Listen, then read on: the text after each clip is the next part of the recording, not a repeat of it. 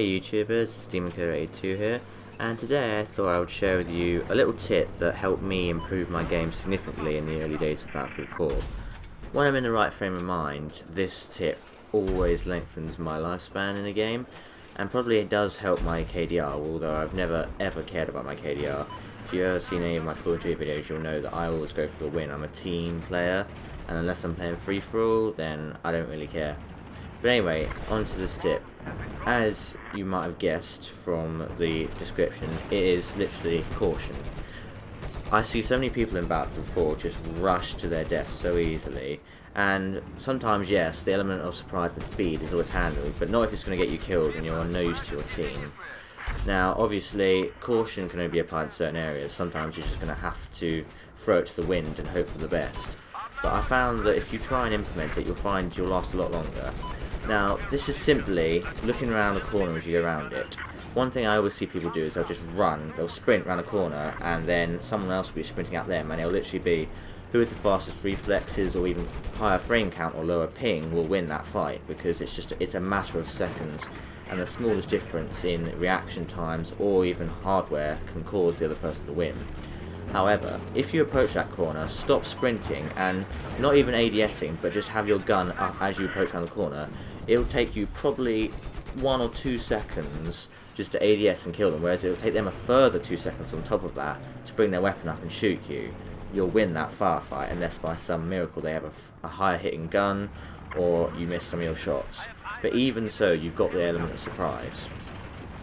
And they won't be expecting that. They'll probably be expecting someone to run at them and they'll be able to shoot them. And if they have a PDW, they'll win, but you'll stand a chance if you're prepared. Other tips are like when you're going into an area where you haven't got any radar coverage of enemies, aren't any allies around, then you might as well just slowly approach it with your gun up, just at your hip, not ADSing because that will take too long, but still.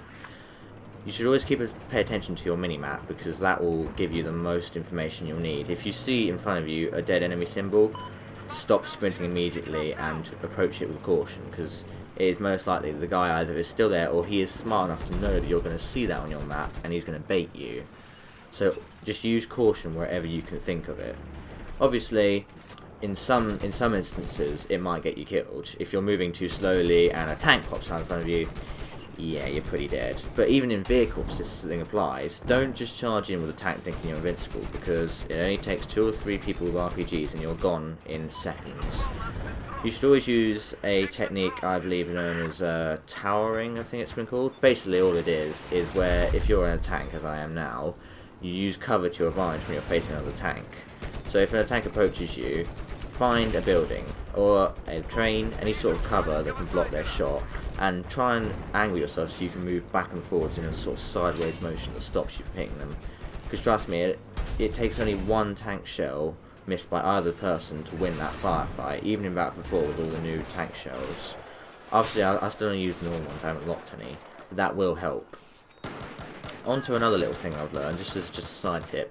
If you want to get the best pistols, or whatever pistols you want to use, join a pistol server. I'm sure you've probably thought this already, but I had thought of it all the time. I thought this is just not going to be any fun, but I promise you, it is a lot more fun than you think.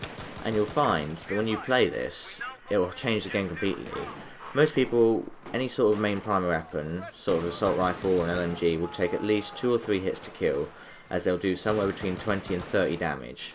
However, pistols typically do under 20 damage, which means it will take 4, 5 or even 6 hits, depending on the way you hit, to kill your enemy, which changes the game up a significant amount. And you'll find that you might actually be really good at it, as I actually found. I was beasting away, and this is one sort of instance where you don't need to worry about caution, because the game has changed. It's now pretty much up to what weapon you've got and how you play, as opposed to how careful you are. If you are good at hip firing and good at with the pistol you're using, then you'll win the firefight. It's as simple as that.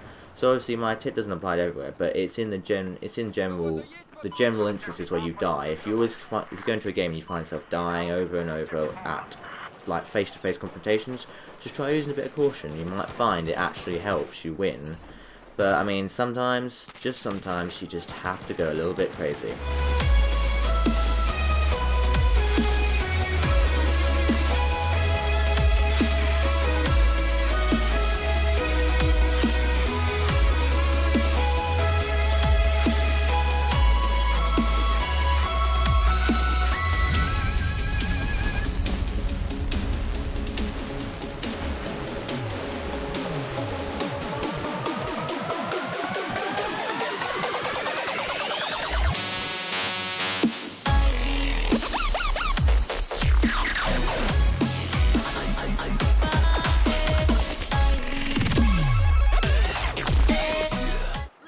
Getting back to it though, another thing I've found is that out of all the pistols, your best bet is what I'm using right now, the P226, the first starting weapon ever. Accidentally picked up a sniper rifle there, but I thought probably going to get killed if I use that on this server. As I'm sure you guys know, don't try and use any other weapon on these servers because they can implement a script that will kill you if you use any weapon other than a pistol. Grenades are okay, knives are normally alright, depends on the server. But yeah, like I was saying, the P226, I think it's such a well balanced weapon. The hip fire on it is great. If you put on a laser sight, it helps even better. I've run it with the compensator. It seems to help with the air accuracy of the gun. I'm not quite sure exactly what it's supposed to do, but I found in my playtime it has helped me stay accurate with the weapon, and I can still hip fire it quite effectively, as you can see. I've been hip firing all the way through this. Got a flashlight on there simply because I can just daze people for days on it. But yeah, other than that, it is the best pistol in my opinion. Until you get some of the later pistols, I've started using the FN57, which is the pistol that uses the same rounds as the P90, and I think it's pretty damn good as well. But what I'm really looking forward to using, which I haven't unlocked yet, is the M1911 and the Compact 45. As you know from Battlefield 3, the M1911 was exceptionally powerful as long as you were accurate. 3 shots or less, boom, dead. But yeah, if you're going for the starting pistols, the best one to use is the first pistol, the P226, and just you level up with that until you find a pistol you're more comfortable with. It is the best pistol in my opinion, and it will serve you well. Anyway, I hope this tip has helped you guys. I hope it will help you be better Battlefield 4 players, and I will see you in the next one.